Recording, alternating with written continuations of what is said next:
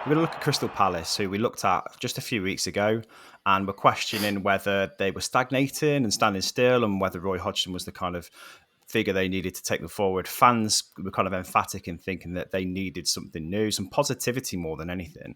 And they beat Burnley 3-0 this week in the first game of the Oliver Glasner era. And I think that's an answer to the question as to whether he's going to provide positivity. And although the red card for Josh Brownhill in the first half really helped, 3-0 was exactly what fans needed to see just to get them up on the seats again and to sort of be optimistic about the future. But Miles, what did you see from the way Glasner set up and looking at his reputation in the past as well with Eintracht Frankfurt as well? Are you comfortable? This is a change of era for Palace, essentially. It absolutely will Yeah. be. I just hope that he can make the most of that, because I feel like Palace is a really interesting job to take on full stop, because they aren't a club that prolifically spend money to improve a squad. So when you bring in a new manager that wants to completely change a style of play and a system, that is going to come with a lot of heavy recruitment. Palace haven't proven that they do that at a sort of top level before, and you're now bringing in a manager who's recently won the Europa League. So you've got to do something to keep him happy. And if we think about how many changes Palace have had over the last few years, and stylistically how much that's changed, it will take him some time to embed that kind of philosophy that he has. So very typically, he would play like 3-4-3, press the ball really hard, be quite aggressive, and winning the ball back and turning it over really quickly. And actually, if you looked at their goals in this game, you already saw that they were looking to move forward really, really fast. I just wonder whether he gets the squad playing that kind of football, because theoretically, perfect. If you want a front three that's quite narrow, that will play good intricate passing and move quickly forward, Elise, Eze, and probably one of Mateta or Edouard are great for that. But then you spend the rest of the season implementing that style as Glasner, and in the summer they go and sell Elise. How do you replace that? If you try and change your system to play the back three now, and you've got Mark Gahey and Joachim Andersen in particular, but then you lose Gahey in the summer as well, which I think is perfectly reasonable to suggest they will. That could be really dangerous. Palace are such a funny club to me. They've got some excellent players across that squad: Yeah. Mitchell, Gahey, Decore, Elise, Eze. I think realistically they'll lose two of them in the summer as a minimum. Yeah. And Glasner will have spent the end of this season implementing a style, only to lose really key figures from it. So it's an odd one, isn't it? I don't know whether I'd be celebrating it yet. Well, it's just I think it's just an emphatic response to whether they're going to see a positive change, and there might have been a Yeah, hint of maybe this being Roy Hodgson in charge, that they might not have taken advantage of that extra man, because it's he's true. quite pragmatic, really, isn't he, with the players he's got, and that was the issue.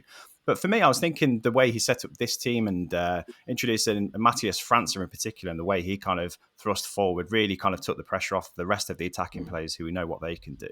And his assist actually was a good example of what he can do. He was a really positive prospect. But for me, I think it was having the wing backs, three centre backs and then two wing backs with Tyrick Mitchell on one side and Daniel Munoz on the other.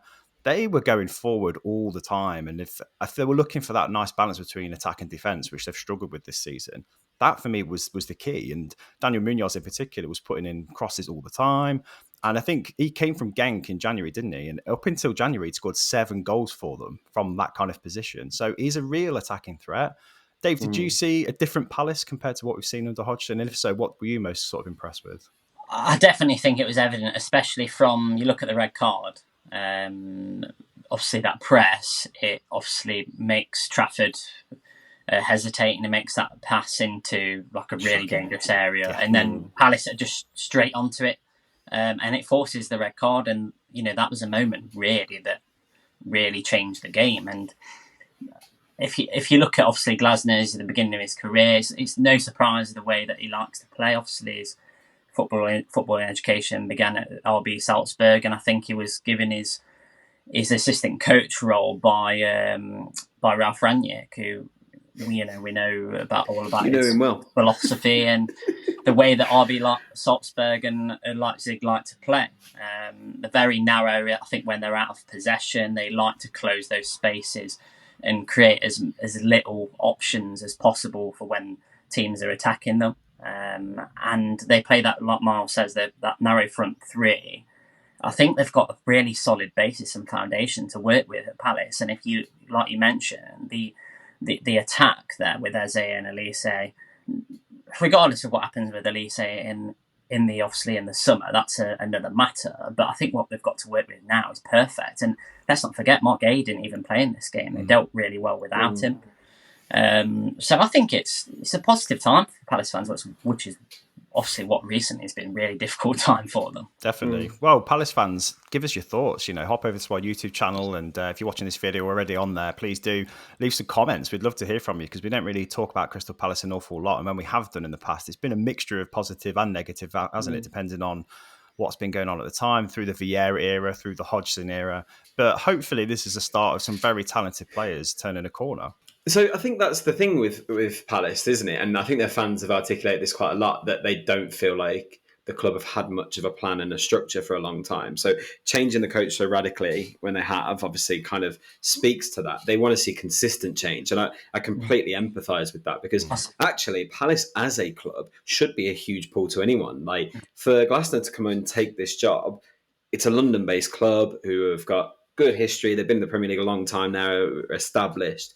That is appealing in itself. What they need now is the owners to kind of confirm where they want to, the direction they want to take them in, because they've got 4 owners, Palace, and Parish has got like a 10% share, but seems to run everything about the club.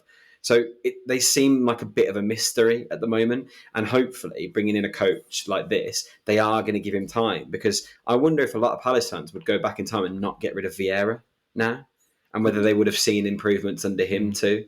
The good thing is now they've got someone with a bit of pedigree. Obviously, a European trophy is a huge thing.